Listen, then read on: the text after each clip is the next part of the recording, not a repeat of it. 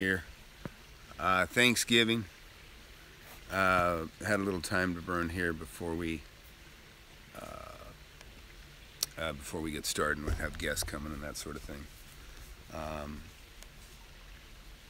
and I'm trying to queue up my laptop so I can see what's going on here. Uh, I was talking to somebody, and just something I hadn't talked about in a long time, and I thought I'd share it. It's kind of a fun story. Uh, when I was 15 years old, and I ran away from home. Uh, some of you know I didn't finish high school, so I was in. I must have been in ninth grade, I guess. I was 15. I didn't have a license yet, but I had an old Ford Econoline van, and like a '66, and I'd been fixing this thing up. It was gray primer. One of those Econolines, like your steering wheel was like about that far from the windshield. Just a total death trap, to be honest. But it was all, I think I paid $400 for the thing, and bought it when I was 14 or 15, and just kept cleaning it up and fixing it up, waiting for that day, when I was going to be old enough to drive. And so I think I had a permit at that time. I got my permit. I couldn't legally drive without an adult in the car, was the deal. This is in California.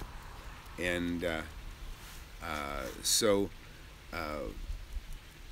anyways, I wasn't attending school that much, to be honest. I was working and I was making money. And I remember I had actually ditched quite a few days in a row. And so my dad would work during the day. I was raised by my dad primarily. And so I'm living with my dad. And we'd moved from the trailer park where we'd lived. My dad got a house. By the time I was 15, he got a house. And so I'm sitting there, and it's about, I don't know, 11 o'clock, and the phone's ringing. The home phone, no cell phone now. The phone's ringing, and I'm thinking, I better not answer that. I'm supposed to be at school. So it rang a couple times, and I didn't pick up. And then about 15, 20 minutes later, it started ringing again. And I thought, it's almost 11:30. I'll pick it up. I got out about 1 o'clock, I think. Back then, I was on what they called the 4-4 plan, where I could work, I could go to school, and then get up a little bit early, and I'd go to work.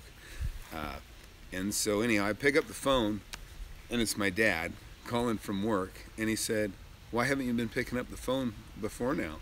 And I said, I don't know. And he says, "Well, the school's been calling me, son." And he said, "When I get home," he said, I'm taking away the keys to your van. You're not going to be driving. And, and not going to ride your motorcycle." I had a motorcycle. And basically I was on restriction for, I don't know, months or the rest of my life or whatever he was telling me. I didn't like the sound of it, that's for sure. And, so I said, okay, and hung up. And then I started thinking, oh man, I got to get out of here. And so I took my van, I threw in my toolbox full of tools that I'd had, and, a couple other possessions and clothes. And I hopped in my van, and I decided I was going to drive up to Northern California, and that's what I did. And I drove up, and so I left a note for my dad, and I said, "Hey, I'm going up north. I'm going to go work. I'm dropping out of school," or something like that. And so I didn't. My dad, I really loved a lot. I didn't want him to worry about me, but of course, you can't help that. But anyway, so I drove up to Northern California, like above Sacramento, a place called Coloma, and Placerville, also known as Hangtown, Gold Country. And I'd been there previously, and I actually had a girlfriend that I'd worked there over the summer before, and I had a girlfriend up there, and or an ex-girlfriend, whatever, 15 years old. Anyways, and so anyhow, I went up there, and I went to work for one of my old bosses when I'd worked there at the summer, and called my dad, told him I was there, and I'm going to work, and he wanted me to come home, and my van started burning more oil than gas. I mean, it devastated me. I had probably $100 when I left, and it took me almost all of that just to get there, because the thing was burning so much oil. I was buying oil like crazy, and it was just running right through the engine. And so I get up there and work. My dad says, "Hey, come on back. Come, you got to come home." And so he wired me through Western Union $30. And I said, "All right." And I go, "But I'm going to go through Vegas. I'm heading to Vegas." He goes, "No, you come home." I go, "No, I'm going to go to Vegas first." And so he wasn't very happy with me, so I'm heading to Vegas. So I'm driving by way of, I think, 95, Highway 95. And now I'm running. I mean, like I say, the oil really was just getting to be too much. I was out of money. I wouldn't even a third of the way to Vegas, and I was already out of money and out of gas.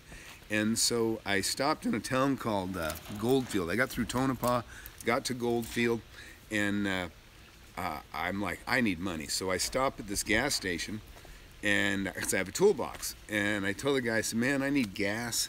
And I go, "Man, all I got is what's in my van." And I go, "I'll sell you, whatever." And he says, "Man, I like that toolbox." And I say, "Hey, I got tools." I was trying to offer him to sell him tools. He goes, "Man, I don't care about the tools. I got plenty of tools." He goes, "But I can use the toolbox." And I said, "Okay." And so I dump out all my socket sets and all my stuff. It was just a toolbox about, so big. And so I think he gave me $8 or $10 for that thing. And then he tells me, he says, "Hey, look," he goes, "you can go up to the Green Parrot Saloon." I think it's still there. I looked it up because I'm trying to retrace my steps. The Green Parrot Saloon. And so this is out in the middle of the desert. So it was Goldfield, and then like about a 25-mile stretch, and then actually 25. It was Tonopah, 25-mile stretch, then Goldfield, then maybe another 25-mile stretch, maybe 50-mile stretch to Beatty. So I'm in Goldfield right now because I left Tonopah, and by the time I was worried about running out of gas when I got to Goldfield, and I just about was out. So I'm trying to sell my tools. I sold my toolbox to this guy, and so he said, "Look," he goes, "you can go up to the Green Parrot Saloon," and he goes, "Man, they'll give you a Coke, and they'll give you $2 if you're down on your luck, and you need help." He goes, "They'll give you $2 and for gas or whatever, and they'll give you a Coke." And so I went down there and I said, "Hey, the gas station told me that you guys could give me $2 and a Coke." And they go, "That's right." And they gave me a Coke, something to drink, and they gave me $2, which I took that. I had to go buy more oil and gas, and so they're nice to me. And while I'm in there, though, this Iranian guy comes walking in, and this is like the last business, the last stop before you're looking at it nothing but desert. So as I drove out to like the edge of town, which is a small town, you drive right through it, but at the edge of the town, so the last stop was the Green Parrot Saloon, then it's nothing. And so they gave me the $2, and while I was in there, he was an Iranian dude. I found out later, I'll explain why, but he comes in, and he was wanting something, he was kind of like asking for help, and they're like, "No, get out of here." They weren't very nice to him at all, and he's just like, he just throws his arms up and walks out. Well, so I finish my Coke, and then I get out, and I'm heading down the 95, and I get about, I don't know, half a mile out of town, and here's this Iranian guy hitchhiking. So I pull over, pick him up, and say, "Hey, how's it going? I saw you. They weren't very nice to you." I said, "But hey, I'll give you a ride. I'm going this way." And so we get to talking, and it isn't 5 minutes. 5 minutes. And I look over, and that's weird, and I see a cop car out in the middle of the desert, off on the left. And then I look over, and there's another one over on the right, kind of way off in the desert to the right. And then I look ahead after I look both ways, and I've got a giant Ford F-250 driving straight at me in my lane, big cop truck, lights blazing, coming straight at me. And I'm like, "Oh no." And so I pull over, and I had one behind me too now. And man, they jumped out, guns drawn, pointed dead at us. And my dad always says, "Man, you get your hands out the door. Make sure cops see your hand. Don't make them nervous." And I did that immediately too.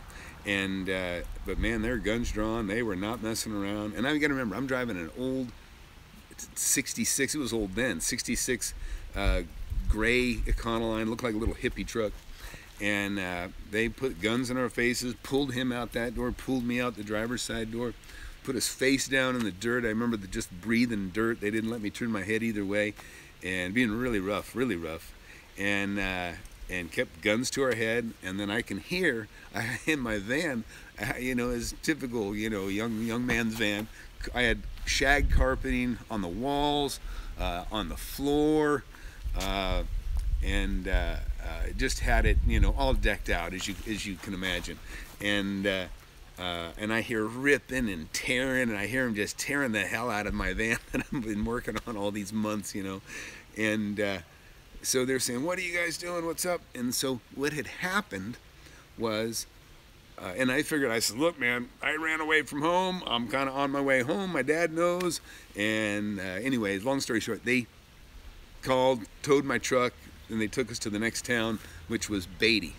And so what happened was, the gas station that I stopped at, where I sold my tools, there's a trailer park behind it, on the side of the road, but behind the gas station. And somebody had been robbed, or their trailer had been burglarized over there behind the gas station. So they went to the gas station attendant to say, "Hey, anybody suspicious around here? Because, there's been a robbery back here." He says, "Well, no." He goes, "But there was this young guy that was here, and he said he wanted to sell me, and he sold me this toolbox.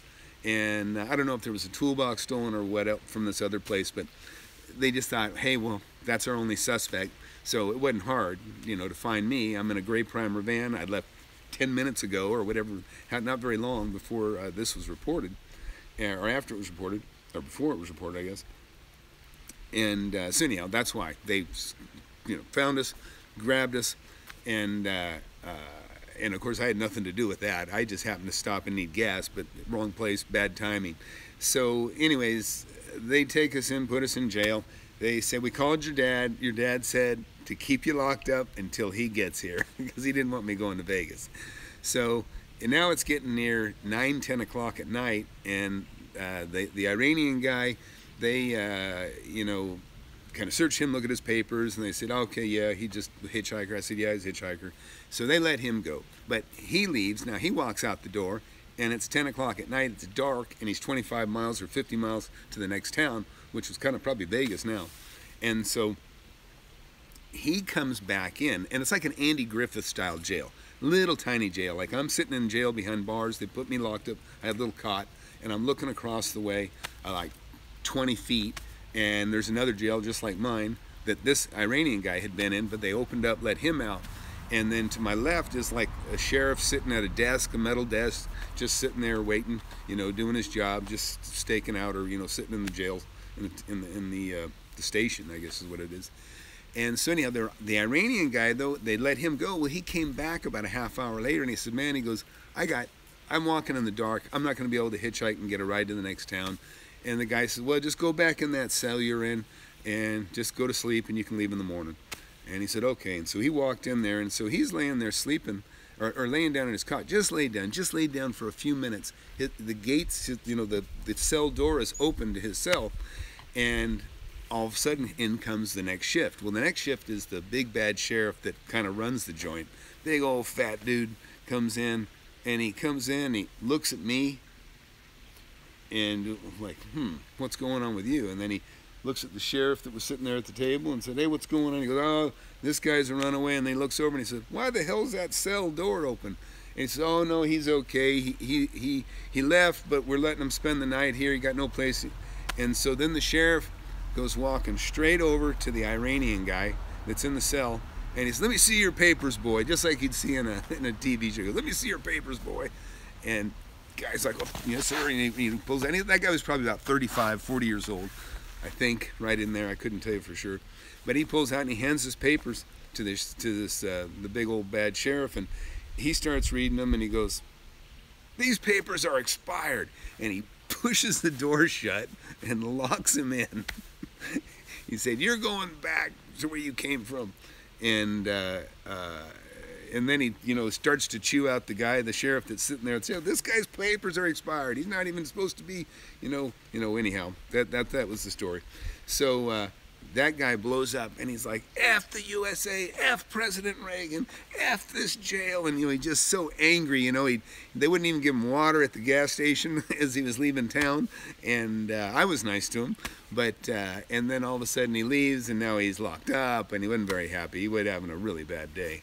I feel bad because it was all because of me primarily. But anyway, so, I go to sleep. I wake up in the morning. And my dad's on his way, and I never forget, they brought me like a pie tin, aluminum pie tin with a little cover, and opened that up, and I had been hungry. I was hungry. And there was 2 pancakes, 2 eggs over medium sitting on top of those eggs, and 2 strips of bacon. And it was probably the best breakfast I ever had, to be honest. And I ate that thing up, and then, he was eating his breakfast, the Iranian guy across the street, or across the cell, the other side of the station.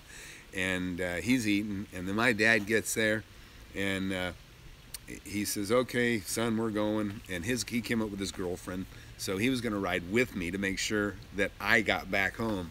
So we get in my van, and I went over to the I can't remember his name, the Iranian guy, and I said, hey, sorry for how everything's turned out.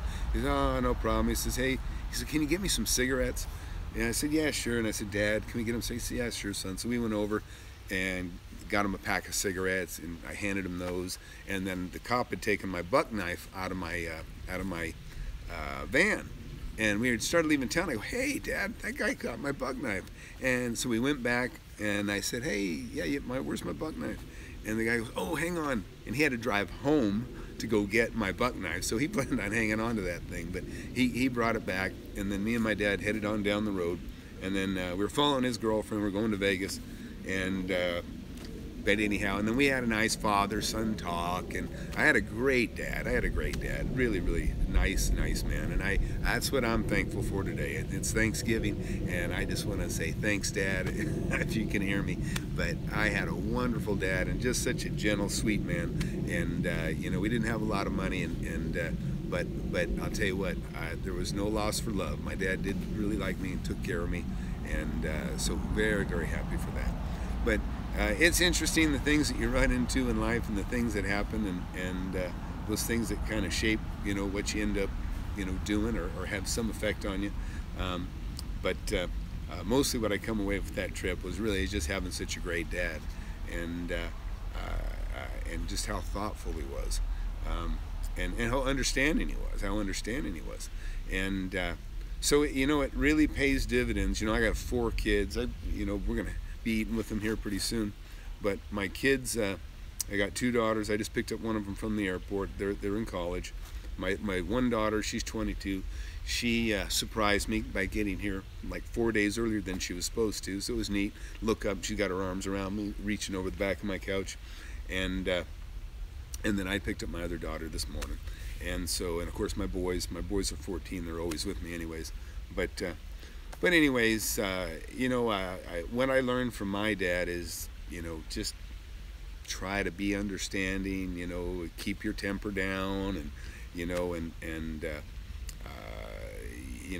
those are really good qualities. Those are really qualities when you can take time to listen to what somebody else has to say. So thank God for Dad, because he was good on me. And I was not that great a kid, but I sure had a good dad.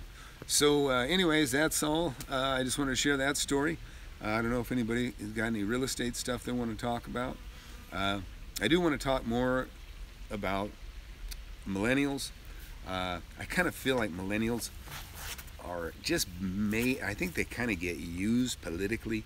They're made to believe that everything's tough, that it's horrible, that they got no future. And let me tell you, you've got no more disparity or no less opportunity than the people that went through the Depression, and I think about my dad too on that, because his parents went through the Depression, but they had it tough, and so nothing like what we call tough today isn't nothing like soup lines back in the 30s, So just be thankful. There's plenty of opportunity out here. You can make a fortune in the USA, in any free market, UK, Canada, wherever. You can make a fortune in the free market in real estate. Don't let anybody make you think that you can't. Don't let anybody make you think that you're at any great disadvantage. You're at no more disadvantage than anybody else. And you know, listen, everybody has problems with their jobs becoming obsolete, their skills becoming obsolete. You know, technology changes, it wipes out things. But you know what? When we're talking about real estate, all we're talking about is making a deal on real estate. And that goes from the beginning of time. People were making deals, and guess what? Nobody's got any advantage on you over that. Anybody can make a deal, right? Anybody can make a deal. Anybody can buy something and sell it for more. And so it doesn't matter if you're a millennial or you're an old man or whatever. We're all pretty much equal in that, in the world of real estate, in the world of flipping anything, right? Also want to tell you guys, get my app. My app, be sure to send me an email, Tom@FlipAnythingUSA. I got great news. I got the latest update on my other. I have two apps. I mean, let me put it. I have one app, the Flip app that you're going to be seeing about. You'll be seeing soon. The Android version is completely finished. Well, now I've got the iPhone version is very close. I mean, minor things now. I just got the latest update on it from you know, I have a whole team of app guys now. And but anyhow, I just got the latest one, and man, it's looking pretty. It is cool. I've been playing with it. It works beautifully. I think it actually works better than the Android version in some ways. So be sure to write me, Tom@FlipAnythingUSA.com, and just write in Android or iPhone in the subject line if you want to ask a question or share something. I'd love to hear it. But anyhow, it's all coming. We're going to be doing it. Do a great video. I'm going to show you how to use this app, how you can use it, how you can make some money, how you can make some money with this thing. It's going to be awesome. So like I say, I don't charge anything. This is free, and you know, I'm not trying to sell you anything, but you're going to be able to utilize this like a real tool, like a real money-making tool. And so I'm excited for you guys, and you gals, okay? You know, because I want to. That's how I'm keeping score. You know, I keep score how well I do with my real estate by the money I make. Right? I just count numbers. It's simple. Well, the math is the same way. I want to see you guys make some money. And I want you to share it. You know, when you share with me and you share with everybody else, it re-energizes and helps other people that are watching so that they know that they can do it. And believe me, what's going to be beautiful is you're going to make your first deal, and you're going to make some money, and then you're going to go, boy, but can I do it again? And then you're going to do it again, and you're going, but can I do it again? You know, and then you might hit a home run. You know, you might hit one out of the park early on, or you know, every deal feels good. It doesn't matter if you make 1,000, 10,000, 100,000, whatever. Every deal, even if it's 100, you know, if you make 100 like that, it's great. You know. And but that's what you're going to be able to do. You're going to be able to make money, and then you know, it's almost like, you know, I watch my kids grow up, and you know, when you see your kids experience things, it kind of takes you back to that time, and you kind of relive it. I remember I took my daughter down to the beach, first time she ever saw the water, you know, and she sees this mass of water just flowing in, you know, waves crashing, and she goes, "What's the water doing, Daddy? What's the water doing?" And because it was doing something, you know, the water was doing something. She wasn't used to seeing that. And so I'm like, oh yeah, that's pretty fascinating, right? You know, all this mass of water coming in. Well, so it's kind of for me when you guys share with me that you've taken that step and you bought something and you resold it and you made some money. I don't care if it's just a desk or an item or something of value, or, you know, I hear about, you know, some of you now have taken the step and bought some real estate and even flipped some land. And now you got a couple $100 a month coming in on each of those transactions. And so it's kind of fun for me because I kind of relive that excitement that I had 35 years ago when I started making my first deals. And so it's really, it's just kind of fun to relive that excitement through you guys and gals, and hearing that you're taking the steps and making things happen for yourself. So keep it up, and don't be discouraged. Don't be discouraged. Listen, there are discouraging times, you know, but you just put the effort in. Just put the effort in, because you're getting knowledge. You're getting knowledge, and that's what you do. That's how you pay your dues. You do some work, and you get educated, and, you know, pretty soon you start making money. And like I say, you'll make that first deal, and then you'll be, you know, then the second, then the third, and then pretty soon you'll be like me, and you go, yeah, you know what? There's always another deal. There's another one. There's always going to be another deal. Always, always. There's always another one. And so they don't get old. They just recirculate. deals just recirculate. You know, they happen. So anyways, I'm going to cut it short here because I'm going to have guests coming here in about 13 minutes. So if anybody's got a quick question, I'll take it. Or if you want to say something, go ahead. But otherwise, I'm just going to wish everybody a great Thanksgiving. And I'll tell you one other thing. You know, my dad died about 5 years ago. Died of Alzheimer's, something I'm a little bit worried about for myself, you know, in the coming years. But you always want to tell your parents that you're proud of them. A lot of people, their parents will pass away or die, and they regret that they didn't get to, that they didn't get to hear their, you know, or they feel like they didn't get to make their parents proud. You know what I mean? You know, look, parents, we love our kids. We love our kids. We're proud of you. Don't worry about that.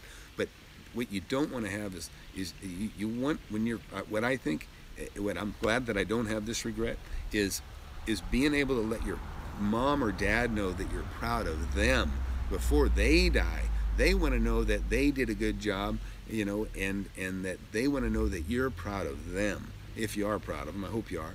But so don't lose that. You know, be sure to let your folks know that you're proud of them, because that's what we want. That's what we want. You know, as a parent, I mean, man, that's all I care about is I want my, I mean, really, number one thing, I want to know that my kids were happy with the job that I did, that they're, you know, that I'll be a happy man when I die, as long as I know my kids are happy with me, and I think they are, and I try to be a good dad, but that's the number one thing I'm obsessed with. And as they get older, then the next thing I'm kind of obsessed with is that they stay in touch with me, and that, you know, I don't lose them through, you know, their relationships that they're going to have and that sort of thing, which is inevitable. They're going to, you know, hook up and you know, start their own families, and but I just want to remain in the picture somewhere. So that's what I'm after.